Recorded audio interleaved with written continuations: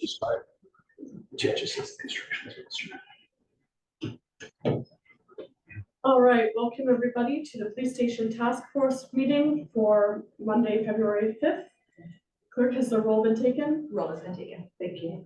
Any declarations of conflict of interest for anything on today's agenda? Seeing none, we have no presentations. Can I get a mover and a seconder to place item 4.1 on the floor for discussion? All right. All right, and with that, I'll have Christina come forward and give us an overview on the report, please. And everybody can hear me still? Yeah. Is that correct? Okay. Thanks for attending, and apologize that I'm not there today. I'm not feeling well at all. But I'll just go through the report that's before you. Report number 2024-81. I've done a background, section 4.0, which we always leave in the report so that we can remind ourselves where we came from and how far we've come. There's been some great progress since the last meeting in November. RPL Consultants in December completed the coordination of the final details of the construction drawings and the specification documents related to net zero and the additional growth space, as well as all the construction in the existing and new builds. On January 22nd, the documents were issued to pre-qualified general contractors through the city's bids and tenders website. And all 4 pre-qualified general contractors, that being Collaborative Structures, Malone Blamey, Harbridge and Cross, and PCL, picked up the documents and they downloaded them to get ready for next steps. So that's all very good progress. In the analysis section 5.0, I discussed site plan control and building permit applications, and that has made good progress as well. On January 5th, that was my cutoff date for the consultants to provide their final drawings and specifications. And they were able to pull through on that, which was very good news for the schedule for the milestone report. On January 9th, the consultant uploaded the building permit drawings through the cloud permit system at the city. Also good news, and that has been paid for as well. And that's come up through the JDL reports. I'm seeing that there as journal entry to the project. On January 11th, the planning department received all the site plan control comment tracker notes back. That's something that I've been working with since I came on board at the city. All the questions that come through from city stakeholders and outside agencies. And that's been a lot of work. We've managed to send that through all answered. The city's planning department is giving one final tour through of those questions, and any final answers should come back, I'm anticipating, by end of day today. And from there, we'll be getting a full site plan approval and building permit from there, which I've noted here in the report. In order to keep expediting the project schedule, the consultant will be receiving the building permit ahead of awarding the project to the successful bidder. Section 5.2, tourism building update. Good progress at the tourism building as well. We've received 2 card readers for the lockers room and 2 card readers for the exterior. We had some issues with programming cards, but the police have worked with us to make sure that those are resolved. Jason, did you want to talk to that just for a moment? I haven't let you know I was going to refer to you, but can you tell us where you're at with those cards and the programming?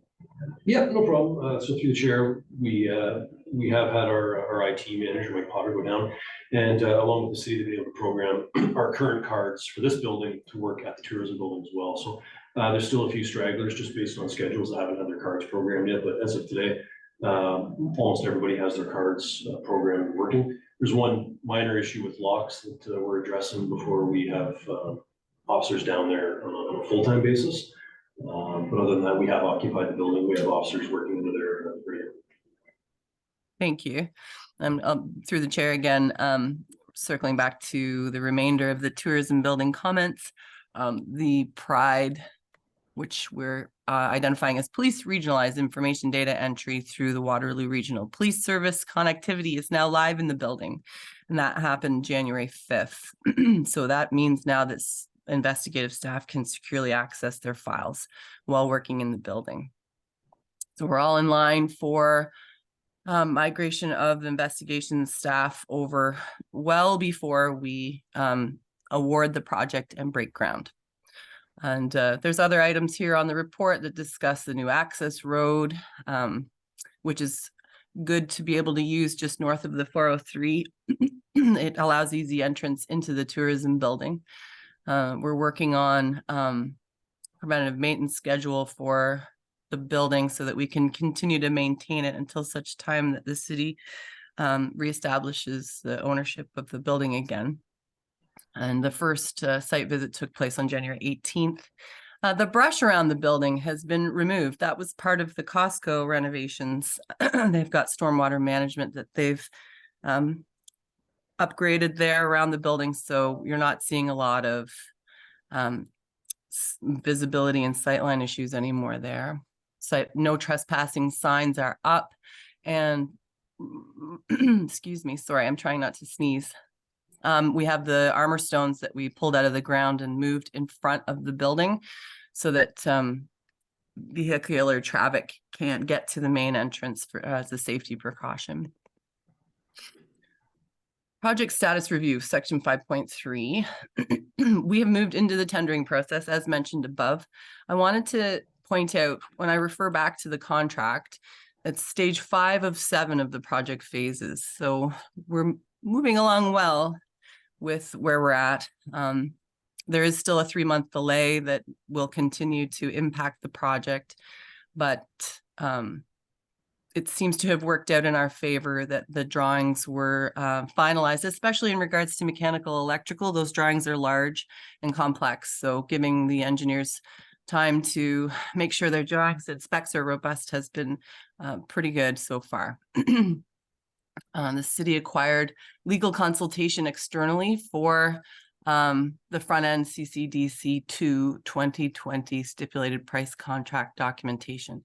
I worked with the manager of purchasing on that and the lawyer. We had several meetings, and what came out of it was, I would say, an updated document for the city that's specifically related to this project, but also the size of the project in general. So I'm assuming that this will help us with this project, but then other projects as well, updating things like health and safety, delay references, liquidated damages, how they will invoice us, early occupancy, and ready for takeover and warranties. Because it's a phased project, it's going to be complex in how they hand the project over to us pertaining to the warranty.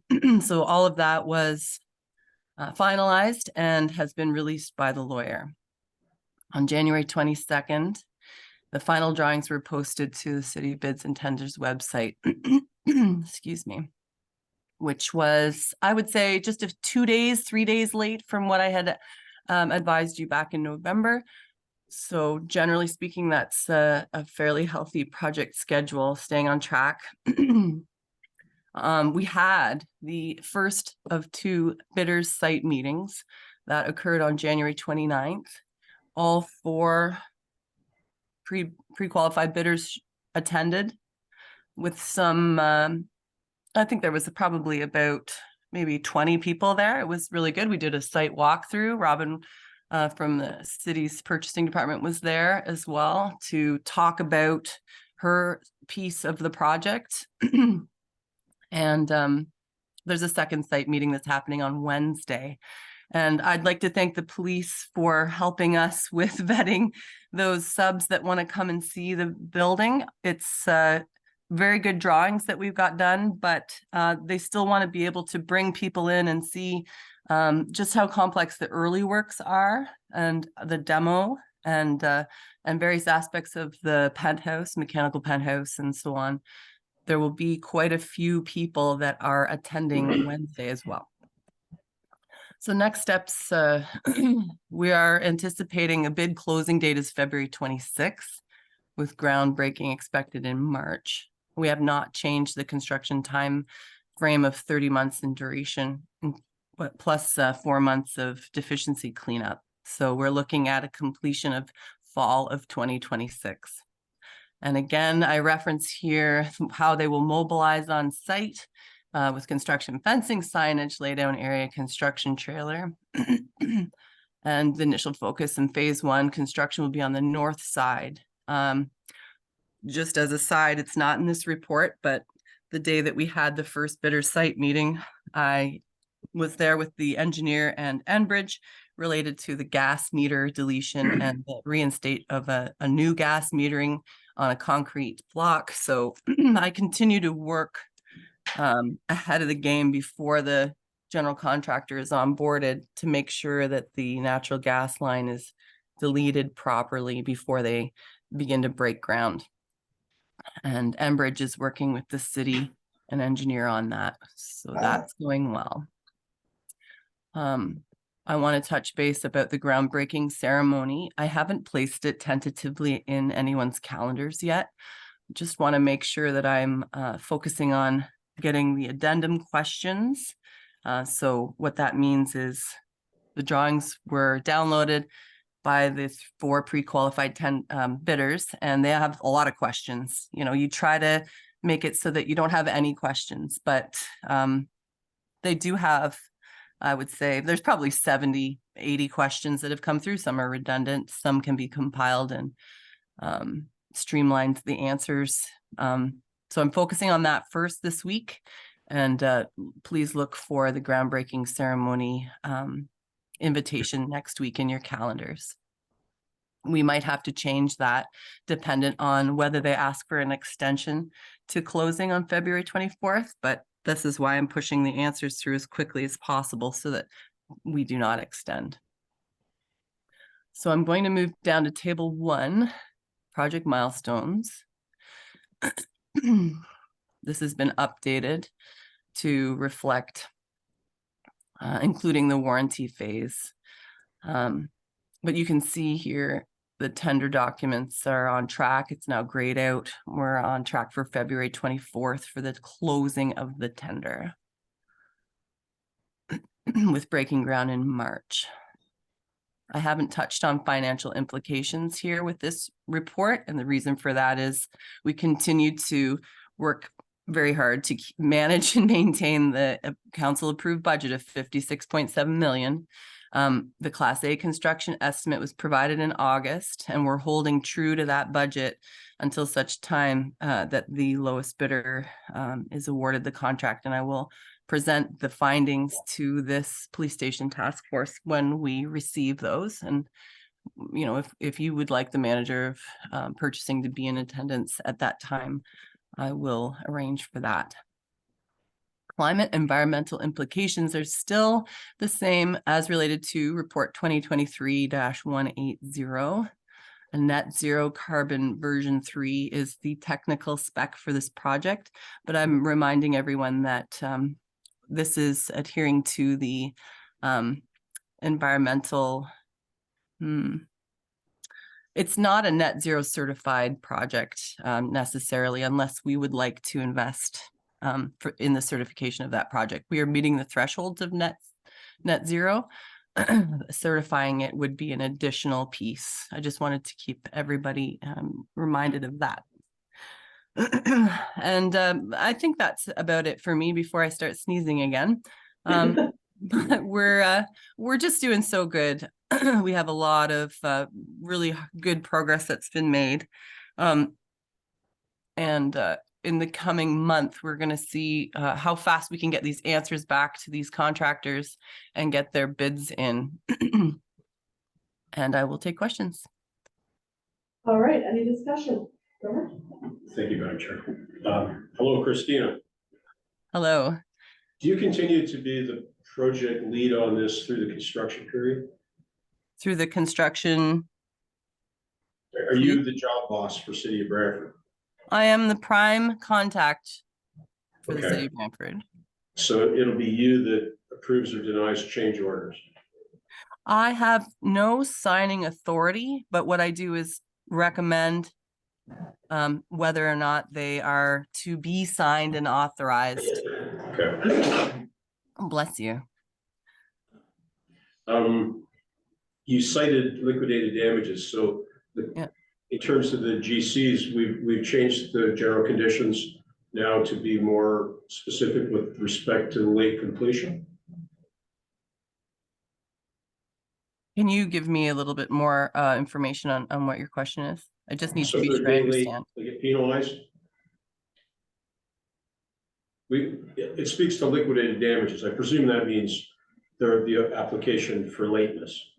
That's right. What I can do is give you more of information on that after I speak with Robin, because honestly, these are things that it was a very fulsome document that the lawyer gave us, very customized, and I do have evidence that I can give to you that's specifically related to liquidated damages. I know the history and the concerns that you have around what the project would look like upon completion. So let me give you, instead of words here in this meeting, let me give you a report to explain that more fulsomely, Okay. because the lawyer has I gone assume that the to flip quite a side bit of would detail. be- The flip side would be if they finish early, they get a bonus. I don't think, I don't know that we've done that. Let me check and see. No, this is something new for us, I believe. Okay. There's a couple different things in the front end documents that are to our advantage, yes, and Right, I can detail that to you. So can you speak also to sub-trade access to this project? Have we specified to the pre-qualified generals that they must advertise locally for sub-trades? I don't think we've done that necessarily. Our most important messaging that we've given out to subtrades is that they're more than welcome to bid under more than one general contractor, and that they need to be vetted and cleared for safety on site. But the other thing that I've done is asked for a list of those subs and that they're going to be using. I actually started out making something like 40 on the list, and that was probably too large. So I wound up bringing it down to, I think, 18, including roofers, MEP, like mechanical, electrical, and so on. Yes. But that's not to say that they will be rejected, just that I'm cross-referencing against those subs, both locally and otherwise, that might not be approved or would be very good for the project. Just want to see what that list is. Yeah, so my concern is that generally general contractors have a stable of preferred sub-trades that they use job by job by job. And I'd like to ensure that local companies have the opportunity to submit their bids to the generals. And it's up to generals who they use, but I just want to be absolutely certain that local companies have an opportunity to do that, okay? And I'm wondering how we best go about that. So the best way I can go about that is to, once the that hit list, I'm calling it a hit list of those subs that I want to know who they are, I will be able to find out where their locations are. Do you know what I'm saying? Like, I can look at the list and say, oh, 40% of these are local, and report back to you on that. Sorry, that's a list that you're compiling or that the generals are? The generals will give to us.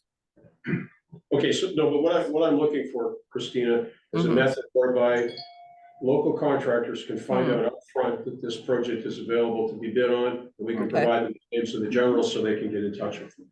Okay. Through the chair, to Councillor McCreary, it is listed on our bids and tenders. And so a lot of our local trades do have access into our bids and tenders. They can see it. They can see who the pre-qualified contractors are and submit their bid to them outside of the city. So we don't get involved with that, but they can submit their bids to all of the 4 pre-qualified GCs, like general That contractors. completely satisfies my concern, thanks. Okay.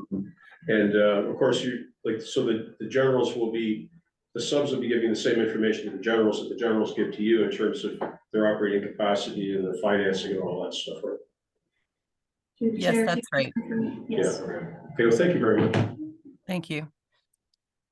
All right. Good. How committed are you to a groundbreaking ceremony? Through the chair, I know that there was debate on whether that was required or not. I remember, Councillor Martin, you had mentioned perhaps once it's completed that we can do a celebration. When I circled back to the mayor's office, there seemed to be interest in a groundbreaking ceremony. So at most, what I can do at this time is just place it into your calendars tentatively, and we can have a discussion around that. I just know that your calendars book up so quickly. I leave it to the My council. concern is, when we had native protests before, it was usually right after a groundbreaking ceremony, they'd show up and shut things down. So I'd rather not do one, because they're starting to get more active again, and the last thing we want is for this project to be delayed because of the native protest. All right, I understand. Just through the chair to you, Councillor Martin, we have also completed stage 1 archaeological on the site where we did push that out and notify Six Nations and Mississaugas of the credit. And there was no concerns on that side. However, it could be other. It's not the nations. elected councils that are the ones protesting, it's the other groups that don't get those notifications, and when they see it in the paper, that's when they say, oh, there's a good project that shut down. We'll get lots of press on that. Yeah. Through the Well, chair. I think there was, One of the contacts, they do get notified through the ministry, a provincial ministry. So when a stage 1 or a stage 2 gets authorized, a PIN gets registered. Yeah. And they do get notified, but not from the city. The elected councils do, but not the Men's Fire, the No. HDI, the, Haudenosaunee Confederacy Chiefs through the Haudenosaunee Development Institute does get notified. Oh, they through do? the ministry. Yeah, but there's other, 8 or 10 other groups out there that aren't included in that notification. correct. Okay, how does everyone feel about me just putting it in the calendar as tentative for now with few options, and we can decide as the month progresses? Because I know that we had also talked about this being a celebration of the good works being given to the city and its people as a whole. We've only received fairly positive, as Jen had mentioned, negotiation and discussion with the First Nations and so on. So I'd like to just leave it. I recommend to leave it in for now and decide closer to that groundbreaking ceremony rather than, as I said, people's calendars getting booked up and us missing the opportunity. Looks like we're in agreement that that would be okay for everybody. We do have folks that work in this building that have some familiarity with security. Yeah. Any further discussion? All right, then with that, I'll call the vote on item 4.1. All right, and that carried unanimously. May I have a mover and a seconder to approve the minutes of the November meeting. I will second it. Okay, any discussion? All right, so now I'll call the vote on item 5.1.1. So there are no resolutions and no notices of motions, so we are now adjourned. Thanks, everyone. Thank you. Okay. Thank you. Bye.